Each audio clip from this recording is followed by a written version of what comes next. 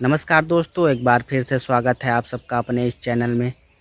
अगर आप लोग भी चना की खेती कर रहे हैं या फिर करना चाहते हैं, मुनाफा डबल कमाना चाहते हैं, तो आप लोगों ने सही वीडियो पे क्लिक किया है। तो दोस्तों, इस वीडियो में बताऊंगा चना बोने का समय और कौन सी वैरायटी का बोना है और पानी कब देना है और कितने दिनों में देना है, खाद और मिट्टी की जानकारी, बीज की मात्रा व उपचार, पैदावार बढ़ाने के तरीके।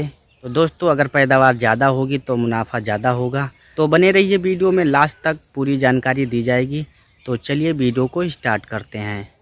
तो दोस्तों, बरसात खत्म होते ही खरीफ की फसल कटने लगती है और अब बारी आती है रबी फसल की तैयारी की। इस सीजन में सबसे महत्वपूर्ण फसल है चना, लेकिन सही समय पर बुआई, किस्म का चुनाव, खाद और पानी की सही व्यवस्था यही तय करती है कि फसल अच्छी होगी या नहीं। तो दोस्तों, सबसे पहले जानते हैं चना बोने का समय। चना बोने का सबसे अच्छा समय 15 अक्टूबर से 15 नवंबर तक माना जाता है। अगर बहुत जल्दी बो दिया जाए तो कीट और रोग लगने का खतरा बढ़ जाता है, और अगर देर से बोएंगे तो फूल और दाने बनने का समय कम हो जाता है, जिससे पैदावार घट जाती है। इसीलिए कोशिश करें कि अक्टूबर के आखिरी हफ्ते से नवंबर के पहले हफ्ते तक बुआई कर ली जाए। तो आइए दोस्तों, अब जानते हैं कि मिट्टी और खेत की तैयारी। तो दोस्तों, चना की खेती के लिए हल्की दोमट, काली मिट्टी या अच्छी जल निकासी वाली मिट्टी सबसे बेहतर होती है। खेत की जुताई गहरी होनी चाहिए ताकि नमी ज़्यादा दिन तक बनी रहे। आखिरी जुताई के समय खेत को समतल और भुरभुरा कर लें। तो आइए दोस्तों, अब जानते हैं बीज और किस्में, यानी कौन सी वैरायटी का हमें बोना चाहिए। तो दोस्तों, अब बात करते हैं किस्मों की।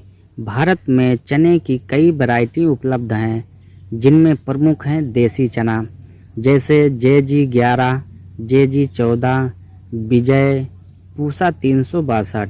और दोस्तों, दूसरा है काबुली चना, जैसे पूसा 1003, KK2, JGK1। दोस्तों, देसी चना छोटे आकार का, जल्दी पकने वाला और ज़्यादा सूखा सहनशील होता है।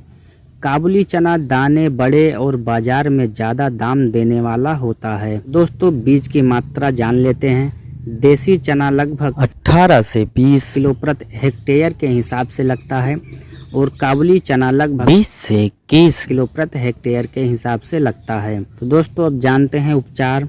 बुआई से पहले बीज को फफूंदनाशी दवा और राइजोबियम कल्चर से उपचारित करना जरूरी है, ताकि हमारा हर बीज अंकुरित हो जाए और कोई बीज सूखे ना। आइए अब दोस्तों बात करते हैं खाद और उर्वरक की। तो दोस्तों, चना दलहनी फसल है, इसलिए इसे ज़्यादा नाइट्रोजन की ज़रूरत नहीं होती है, लेकिन बुआई से पहले यह खाद डालना फ़ायदेमंद रहता है। 20 से 25 किलो DAP प्रति एकड़ के हिसाब से, और 20 किलो पोटास प्रति एकड़ के हिसाब से, और 40 से 50 कुंटल गोबर की सड़ी हुई खाद प्रति एकड़ के हिसाब से डाल सकते हैं। आइए अब दोस्तों जानते हैं कि हमें पानी कब कब देना चाहिए, कब नहीं देना चाहिए। तो दोस्तों, चना आमतौर पर कम पानी वाली फसल है। पूरी फसल में 2-3 सिंचाई ही काफ़ी होती है। पहली सिंचाई बुआई के 30 से 35 दिन बाद, जब पौधा शाखा बनाने लगता है, तब देना चाहिए। और दूसरी सिंचाई फूल आने के समय में देना चाहिए, और तीसरी सिंचाई दाना भरने के समय में देना चाहिए।